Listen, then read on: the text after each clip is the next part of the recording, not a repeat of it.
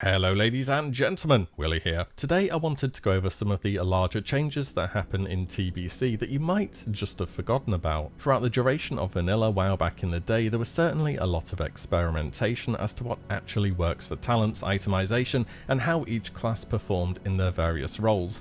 TBC built upon all of these things massively. Of course, many of us are expecting that we're going to be releasing on the final patch of TBC, patch 2.4.3, just like how we released on the final patch of vanilla, that being 1.12.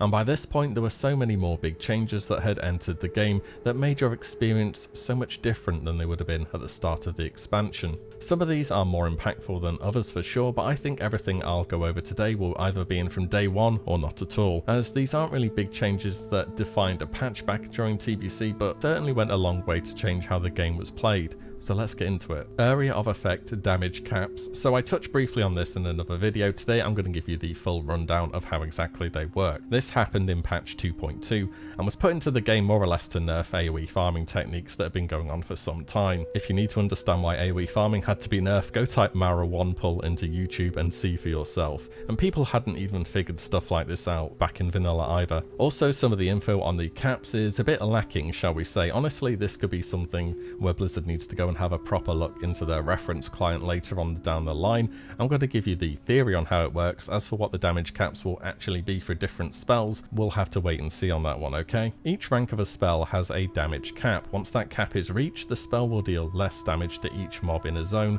so the cap is not exceeded. The cap does not scale with spell power or talent, so the better gear you have, the faster you reach the cap. To give a hypothetical example, say we have a spell that does 100 damage per tick and a damage cap of 1000.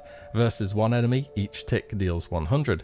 Against 5, each tick still deals 100 to each enemy. And at 10, all 10 enemies take 100 damage per tick. Once we go over 10 though, each new enemy we add is exceeding the cap, so the spell deals less damage overall. 11 enemies would take 91 damage per tick, 15 would take about 67, 20 would take about 50, so you can see how quickly your AoE damage is reduced. They ditched this system mid-Wrath of the Lich King, by the way, because it actually made your AoE scale worse the better your gear gets, which doesn't really make any sense. Spells that were AoE capped include Blizzard, of course, Frost Nova, Rain of Fire, Volley, and the biggest offender of all, Hurricane. We can't let Moonkins be good now, can we? Other spells that were AoE capped too, like Arcane Explosion, some of the healing spells too, I believe. So come TBC, there will be less emphasis on AoE grinds, though I'm sure people are going to figure out some clever way to work around this. Next up, the level 20 to 60 XP nerf. This happened in patch 2.3, and maybe another thing that gets in from launch, or maybe even pre-launch. Then again, if people are hitting their level goals faster, then they may be stopping playing faster.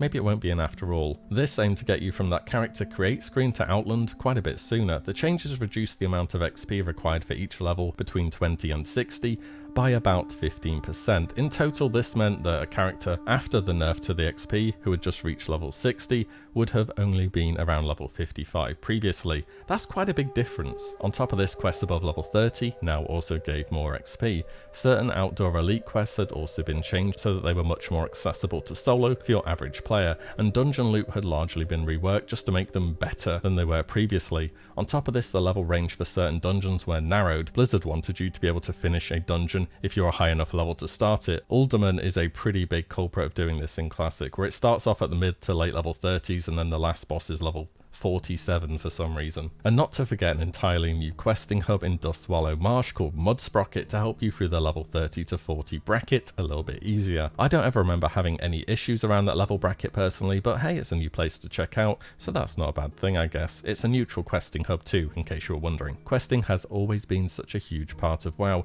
and well, there are just less people in Eastern Kingdoms and Kalimdor come the later phases of TBC. Keep in mind that this update was in 2.3, which is the Zul'Aman patch.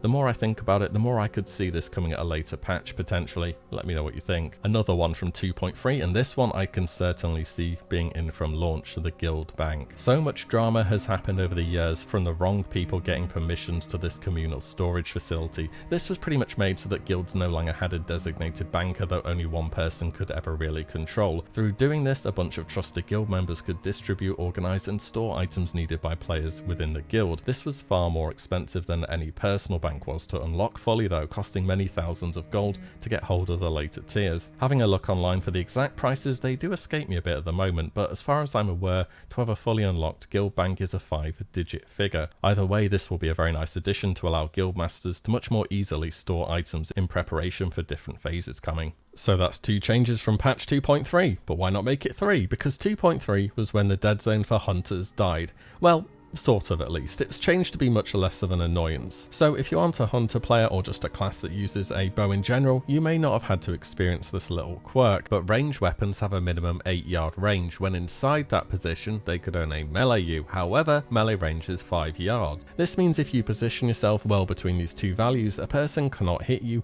with any attack that has a range requirement. There were still some exceptions, even for hunters, such as scattered shot, but they were largely completely disabled. In fact, this is pretty easy to do in game. Once you've had a few goes at it, even when you're just questing, it's quite easy to sort of just stand near a mob and get it to come into melee range and stop being annoying shooting a bow at you. Here is the message from Blizzard regarding this change. This was really huge for hunters, like absolutely massive. What it basically did was make your auto shoot and auto attack the same button, and it would automatically swap between one or the other, which made hunters so much more smooth to play, especially in PvP scenarios. Let's just hope we don't end up with batching in TBC, or it may end up not being so smooth after all. Well, wait and see once you play it. You will instantly notice how much better it feels to play. At least I think so. Oh, and you can also do this now as well. Yep, traps work in combat, but they do have a 2-second arming time. At least it frees up Bane Death for dodging spells now, more than just being a combat resetter. Either way, hunters get some real love in TBC. Okay, so you may know all of those so far if you're quite an astute follower of TBC content, but what about this one though? Apprentice riding could now be learned at level 30, down from 40 of course, making that horse Raptor or Kodo Dream alive 10 whole levels earlier. The format in which riding was done was changed as a whole in TBC actually. In Classic, the riding is cheap and the mounts are expensive. This was flipped on its head in TBC, which really started people's ambitions to start collecting everything in game. For example, Artisan flying is 5,000 gold, the mounts are 200G. On top of this, we no longer had the riding that was tied to a specific type of mount, so you didn't have Meccano Strider piloting, Night Saber riding, Raptor riding, or Wolf riding, or whatever else subsections exist. It was just like any other profession: apprentice, journeyman, expert, then artisan. This was more of a flavor thing, to be honest. In the past, you still needed Exalted to use a mount from all non-character specific reputations, as far as I believe, at least from the vanilla era content. Finally, and I guess this one is a little bit different as it's player reactions to how the game changed, but I thought I'd give it a mention all the same. People having 2 level cap characters of the same class, one specifically for PvP and the other specifically for PvE. No, really, people did this back then. I had a guy in my guild who did this back then actually, and I think we're going to be seeing far more of this than we ever did before. If you think min-maxing at the top end with world buffs is mad, just wait till you see what some players will be doing in TBC to min-max their characters. So let me give you the basis of why people felt the need to do this, because there are actually some very legitimate reasons. Number 1, respec costs. Logged in a couple hours before raid and fancy doing some PvP in the meantime? Well, I hope you have 100 gold that you don't mind throwing down so that you're going to be able to perform well in both activities. Honestly, I'm going to talk more about this in a later video. I think there should be a separate set of talents for instance PvP, like arenas or battlegrounds. There's so much less interaction with PvP because people don't want to buy into that respec gold sink. And yes, I know gold starts getting inflated with TBC because of daily quests. It's true that it's not as hard to generate it as it was in the past, but even though respec cost is designed to be a gold sink, at the moment it just feels more like a pure deterrent that people aren't buying into at all. I'm going off on a tangent here, but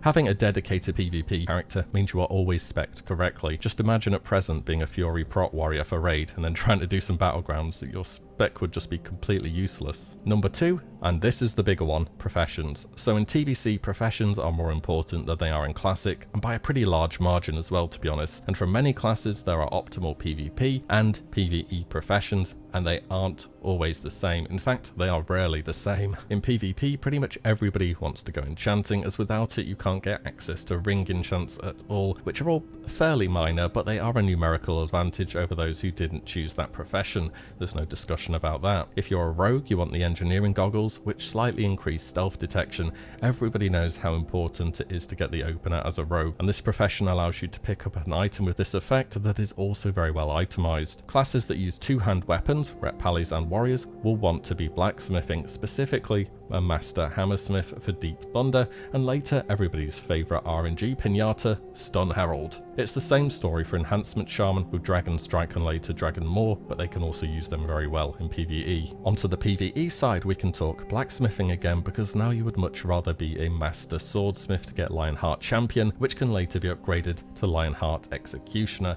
This is especially important for raiding arms warriors in the earlier tiers. Pretty much every single caster wants the Spell Strike Hood and Pants 2-step bonus, which requires 350 tailoring, which on top of having all the stats you want as a caster, the 2 sets very good as well. There are also sets that increase certain spell schools like Frozen Shadow Weave. Tanks will be considering engineering early on for the stackable Goblin Rocket Launcher trinket that has a hefty plus 45 stamina on it. And then we just have level working as a whole, with Drums of Battle being rotated, with everybody in your group having level working. It's a permanent plus 5% haste buff. Speaks for itself really as to why you would want that. Make no mistake, I fully expect some players to have 2 Mega Gear characters so that they can min-max that much more. Of course, this is a lot of effort in terms of regrinding levels, reputations, and even getting some PvE gear from badges early or raids later on, which end up topping pretty much anything you can get out of PvP. Some trinkets come to mind, or warglaives of course. Early on in the expansion though, I can for sure bet that there will be players doing this, so do consider what you like best and how much performance matters to you as a player carefully before you opt into one set of professions or the other. That'll do it for today. Did you remember all of these at all? Looking back through TBC patch notes, I always feel like I'm finding stuff out that I had forgotten about. Let me know what you think, and I'll see you in the next video